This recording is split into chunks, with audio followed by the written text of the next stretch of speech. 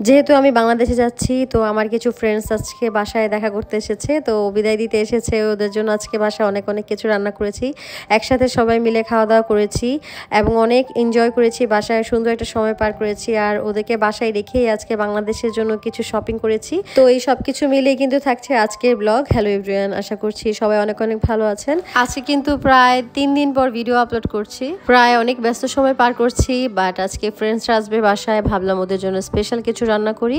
তো আজকে এই শক্ত মুরগিটা পানিতে ভিজিয়ে দিয়েছি, বাঙালি দোকান থেকে শক্ত মুরগিটা নিয়ে এসেছিলাম। এটা দিয়ে আলু দিয়ে শক্ত মুরগি দিয়ে ঝোল রান্না করব। আর এখানে কিছু বাংলাদেশে যে ফার্মের মুরগি হয়, এইগুলো হচ্ছে এর থেকে অনেক বড় বড় সাইজের হয়।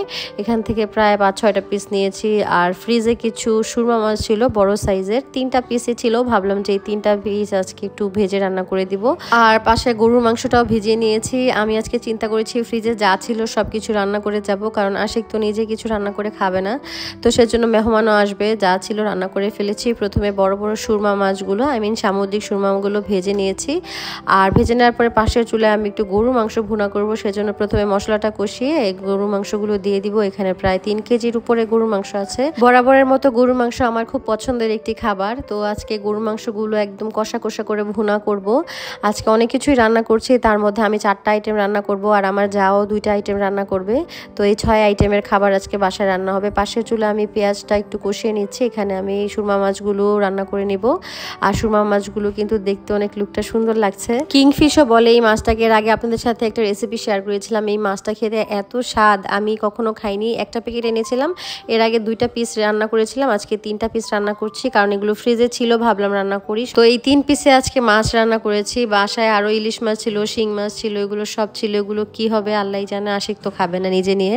আর আমি যতদিন না পর্যন্ত বেলজিয়ামে আবার ব্যাক করি, ততদিন পর্যন্ত এগুলো ফ্রিজে এমনিতেই পড়ে থাকবে। এদিকে শক্ত মুরগিটা যখন পানিতে ভিজিয়ানোর পরে নর্মাল হয়েছে, তখন এটাকে আমি একটা বিউটেন গ্যাস কেন দিয়ে উপরে যে চামড়ার মধ্যে পশম থাকে বা লোম থাকে সেগুলো ক্লিন করে নিয়েছি। মাছটা হচ্ছে গরুর মাংসটা কিন্তু কষানো হয়ে যাচ্ছে, আমি এদিকে শক্ত মুরগিটা বটি দিয়ে ভালো মতো কেটে নিচ্ছি। অনেকেই প্রশ্ন করেন এই বটিটা আমি বেলজিয়ামে কিভাবে নিয়ে গেলাম। এই বটিটা আমি নিয়ে আসিনি, আমার শাশুড়ি যখন বেলজিয়ামে এসেছিল তখনই উনি সামহাও লাগেজে করে এই বটিটা নিয়ে এসেছে।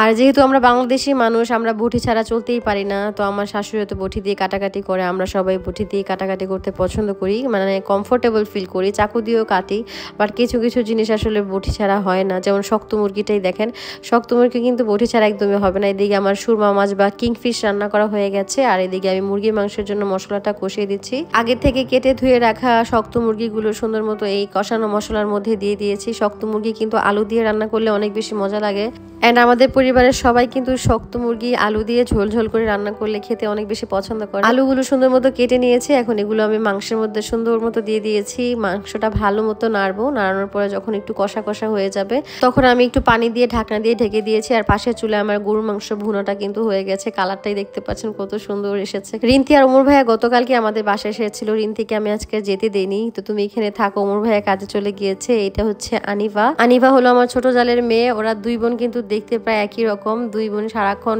সোফার মধ্যে বসে এরকম খেলতে থাকে, আর রিন্তি ওদেরকে নিয়ে একসাথে বসে আছে। আমি আমার যা 2জন মিলে রান্না করছি, আর রিন্তি 2 বাবুকে দেখাশোনা করছে। আজকে রিন্তি বা না থাকলে মনে হয় যে আমাদের 2 জনের অবস্থা খারাপ হয়ে যেত, কারণ এত এত রান্না বান্না শেষ করে বাচ্চা ম্যানেজ করাটা কিন্তু খুবই টাফ। তো শক্ত মুরগিটা আলু দিয়ে রান্না প্রায় শেষ। আমি হালকা হালকা ঝোল রেখেছি, কারণ এটা কিন্তু কষা বল করলে ভালো লাগে না, একটু ঝোল ঝোল রাখলে ভালো লাগে। এদিকে আমি সাদা পোলাও বসে দিয়েছি, এইটা আমি সিলিন্ডারে রান্না করছি, যেহেতু 2 জনে মিলেমিশে রান্না করছি। তো প্রথমে আমি ইলেকট্রিক চুলায় সব কিছু রান্না করেছি, পরে আমি যে সিলিন্ডার গ্যাসে জাস্ট পোলাওটা রান্না করেছি, কারণ পোলাওটা সিলিন্ডারে রান্না করলে আমার মনে হচ্ছে যে একটু তাপটা, আগুনের তাপটা প্রপার পাবে। ট্রাস্ট মি, এই পর্যন্ত আমি 3 বার পোলাও রান্না করেছি। আমার 3 বার পোলাও এত মজা হয়েছে, অনেক ঝরঝরা হয়েছে এবং খেতে অনেক বেশি স্বাদ হয়েছে। দেখতেই পাচ্ছেন আমার পোলাও রান্নাও কিন্তু প্রায় শেষ। টোটাল 6টা আইটেমের মধ্যে 4টা আমি রান্না করেছি, 2টা আমার যা রান্না করেছে, ও ডিমের কোরমা আর মুরগির রোস্ট রান্না করেছে, আর আমি শক্ত মুরগি আলু দিয়ে রান্না করেছি, পোলাও রান্না করেছি, গরুর মাংস ভুনা করেছি, আর মাছ ভুনা করেছি।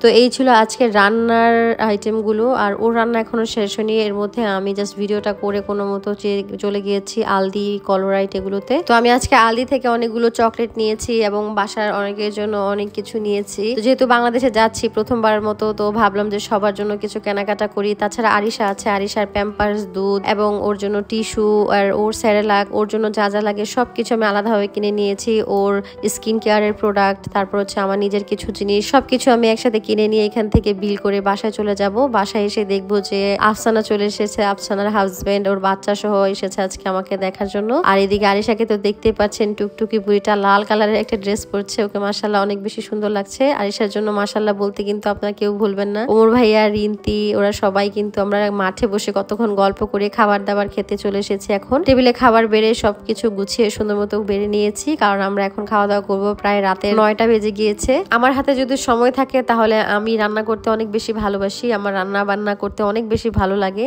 এখন তো বাচ্চা টাচ্চা হয়ে গেছে, এর জন্য একটু টায়ার্ড লাগে, বাট এমনিতে আমার রান্না করতে খুব বেশি ভালো লাগে। আর রান্না খেয়ে যখন কেউ প্রশংসা করে তখন তো আরো বেশি ভালো লাগে। তো প্রথমে আমরা ছেলেদেরকে বসে দিয়েছি খেতে, তারপর আমরা মেয়েরা বসবো। আফসানার মেয়েটাও বসে গিয়েছে, আর আমরা মেয়েরা তারপর এক এক করে সবাই খেয়ে নিয়েছি। গল্প করছিলাম আর ওদেরকে জিজ্ঞেস করছিলাম যে রান্না বান্না কেমন হয়েছে, একটু রিভিউ দাও। আমি তো নিজের খাবার খাচ্ছি আর বারবার বলছি অনেক মজা হয়েছে, খাবার অনেক মজা হয়েছে। এগুলো নিয়ে আমরা সবাই হাসাহাসি করছিলাম।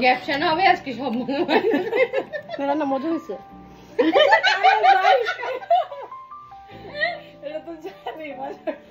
এই নিয়ে কয়বার বললাম? এতবার বললাম। আচ্ছা, আমার ক্যামেরা অন আছে, তোমরা সত্যি করে বলো রান্না কেমন হয়েছে? একদম ফালতু হয়েছে, খুবই বাজে। এত বাজে তুমি রান্না করো, জানলে খেতে আসতাম। গাইস, মিথ্যা কথা, রান্না মজা হয়েছে। আহারে, এত মজা করে রান্না করলাম আর রিন্তি বললো খাবার একদমই ভালো হয়নি। জোকস পার্ট, ও পরে গিয়ে বলেছে না না এমনি ফাইজলামি করেছি, রান্না অনেক মজা হয়েছে। খাওয়া দাওয়া শেষ করে আমরা সবাই উপরে যে উনো খেলছিলাম আর আইসক্রিম খাচ্ছিলাম। এখানে বসে আমরা সবাই একসাথে গান শুনছিলাম। আরিশাকে কোলে নিয়ে তো আফসানা লিটারেলি নাচা শুরু করে দিয়েছে। তো আমরা অনেক বেশি ফান করেছি সবাই একসাথে। আর আফসানা এমনিতে অনেক ফানি একটা মানুষ, এন্ড ভাইয়া অনেক ফান লাভিং মানুষ আমাদের মতোই, আর ওর মেয়েটাও অনেক বেশি কিউট। ভালো থাকো, বাংলাদেশে ঠিকমতো করছো, আল্লাহ হাফেজ। বাংলাদেশে ঠিকমতো করছো। ঠিক আছে, ধন্যবাদ। ওকে, আল্লাহ হাফেজ। ভালো থেকো। তুমি ভালো থেকো। ডাক্তার ভালো থেকো। আর বলে দিছি তোমরা চাইলে তোমাদের জামাইটা অনেক এনজয় করবে। ভালো থেকো তোমরা। তো সবাইকে বিদায় দেওয়ার পর আমি আপনাদের থেকে এখন বিদায় নিচ্ছি। আজকের ব্লগটি এখানে শেষ করছি। আমার ব্লগটি আপনাদের কাছে কেমন লেগেছে অবশ্যই কমেন্টে জানাবেন। কালকে কিন্তু স্পেশাল একটা ব্লগ আসতে যাচ্ছে। টিল দেন, আল্লাহ হাফেজ, বাই বাই।